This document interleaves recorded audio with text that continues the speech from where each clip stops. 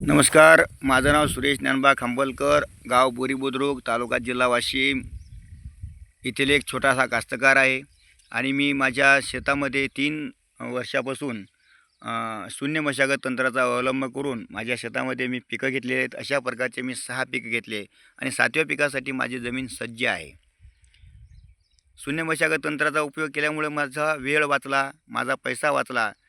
यामध्ये कोणत्याही प्रकारची नांगरणी, वखरणी, डवरणी केलेली नाही. यामध्ये कोणत्याही मजुरांचा उपयोगसुद्धा केला नाही. फार कमी मजूर लागलेले आहेत, ते म्हणजे पीक काढण्यासाठीच.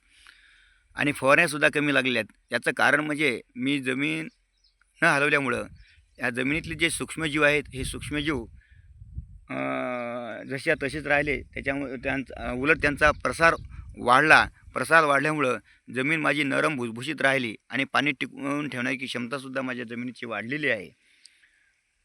आणि यावर मला मोलाचं मार्गदर्शन म्हणजे संभाजीनगर येथील तंत्रसहाय्यक आदरणीय खंडागळे सर यांचं आहे.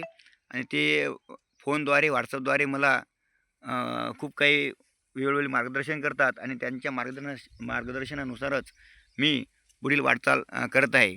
मी आपणा सर्वांना, सर्व शेतकऱ्यांना आवाहन करतो की आपणसुद्धा त्यांच्या मार्गदर्शनानुसार शून्य मशागत तंत्राचा उपयोग करून आपल्या शेतामध्ये आपण जास्तीत जास्त उत्पन्न घेऊन, उत्पन्नापेक्षा आपल्या जमिनीची जी पोत आहे, पोत कशी काय सुधारेल, आपल्या जमिनीतील जे जीवजंतू आहे, जीवजंतूचा प्रसार कसा वाढेल, हे गोष्टीचा विचार करून आपण सुद्धा आपल्या शेतामध्ये शून्य मशागत तंत्राचा अवलंब करावा.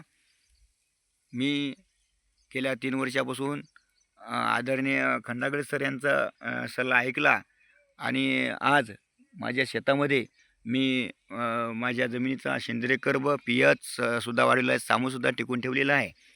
आणि मी अशाच प्रकारचं पुढेसुद्धा शून्य मशागत तंत्राचा अवलंब करून मी माझ्या शेतात पिकं घेण्याचा प्रयत्न करणार आहे.